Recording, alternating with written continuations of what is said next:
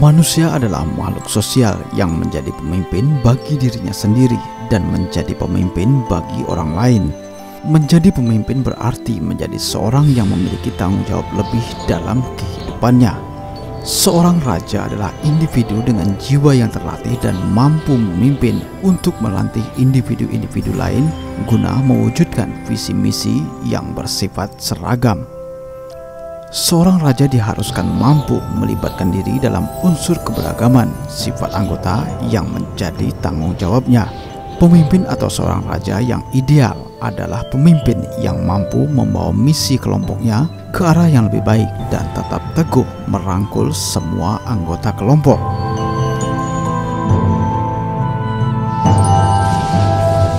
Berikut kami nukil rangkuman dari 8 sifat yang harus dimiliki oleh sang raja yang tertuang dalam janji raja atau dalam bahasa Sanskerta disebut sebagai Astabrata.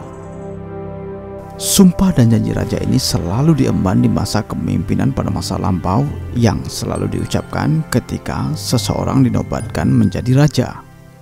Janji ini menjadi sifat yang wajib melekat dalam diri sang raja, sehingga ketika sifat-sifat ini diamalkan, maka negeri yang dipimpinnya akan menjadi aman, tentram, damai dan sejahtera, gemah ripah loh jinawi. Janji atau sumpah ini populer diucapkan di masa kemaharajaan Majapahit serta kerajaan-kerajaan di Nusantara tak terkecuali sekutu dari Majapahit di wilayah Borneo, yakni Kerajaan Tanjung Pura.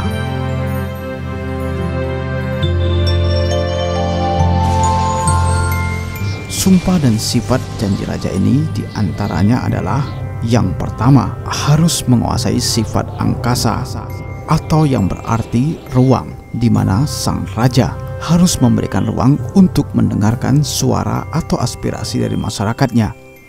Yang kedua, sifat bayu atau angin, di mana sang raja harus mampu mewujudkan pemerataan kesejahteraan kepada masyarakatnya. Hal ini yang dikiaskan bagaikan sifat dari angin.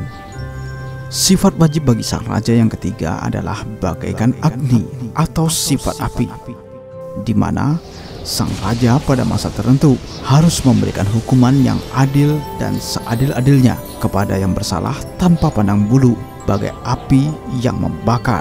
Hal ini bermakna sang raja harus menegakkan keadilan seadil-adilnya tanpa melihat siapa yang harus dihukum.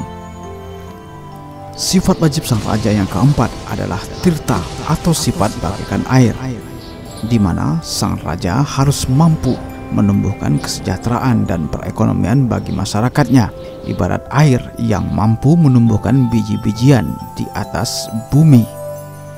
Sifat raja yang kelima adalah Bantala atau sifat tanah, di mana sang raja harus mampu memberikan tempat yang aman bagi rakyatnya, menampung semuanya tanpa ada diskriminasi, bagaikan tanah yang mau menampung semua kehidupan di Mayapada.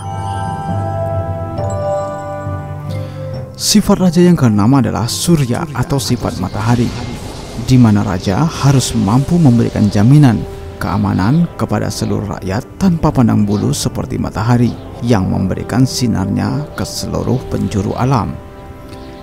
Sifat wajib bagi raja yang ketujuh adalah Chandra atau sifat bulan, di mana raja harus mampu mengangkat rakyatnya dari berbagai keterbelakangan, kebodohan, dan kegelapan, bagaikan sang rembulan yang menyinari kegelapan di malam hari. Dan yang terakhir, sifat raja yang wajib adalah bagaikan Kartika atau sifat bintang, di mana raja harus mampu memberikan aturan-aturan hukum yang jelas, kepastian hukum bagi rakyatnya demi kesejahteraan, kemanusiaan, keadilan, bagaikan bintang gemintang yang mampu menunjukkan arah mata angin dengan pasti dikala malam menjelang.